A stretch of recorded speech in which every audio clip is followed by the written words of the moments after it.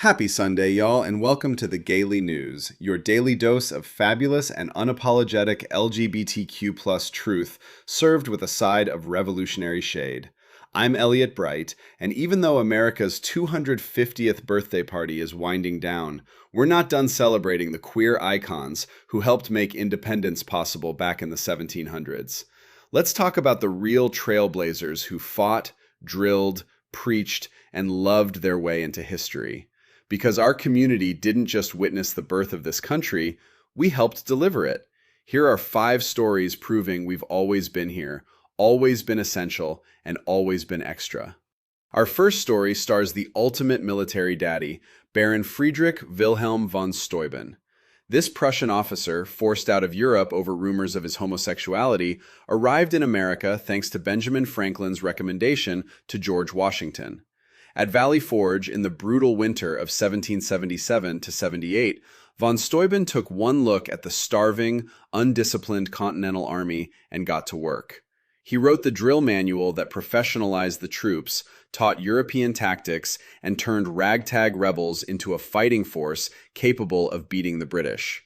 Historians note he was remarkably open for the era, forming deep bonds with aides like William North and Benjamin Walker, whom he later adopted in a move common among gay men before legal marriage existed. Without this gay Prussian import, America might still be curtsying to the crown. Von Steuben didn't just train soldiers, he trained a nation. Transitioning from battlefield drills to battlefield drag, literally, Deborah Sampson, the Massachusetts legend who said, "Hold my musket," to gender norms.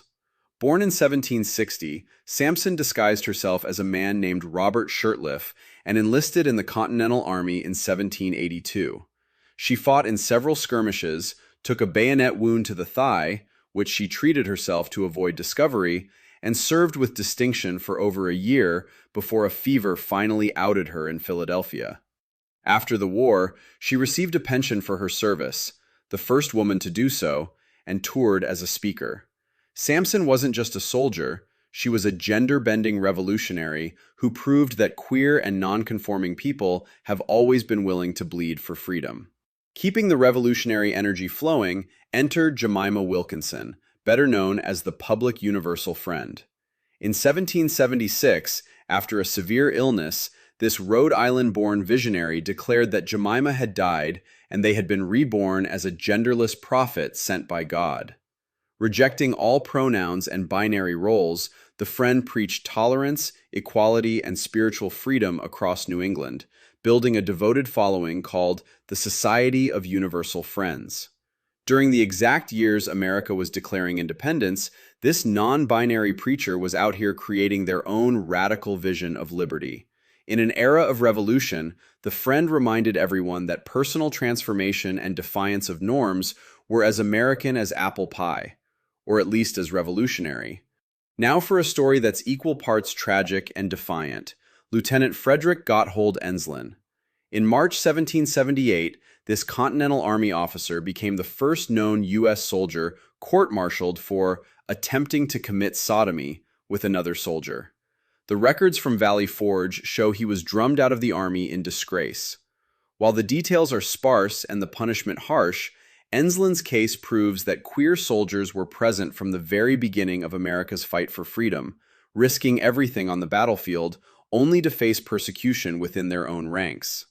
His story is a stark reminder that the battle for LGBTQ+ rights has been intertwined with every American war for independence.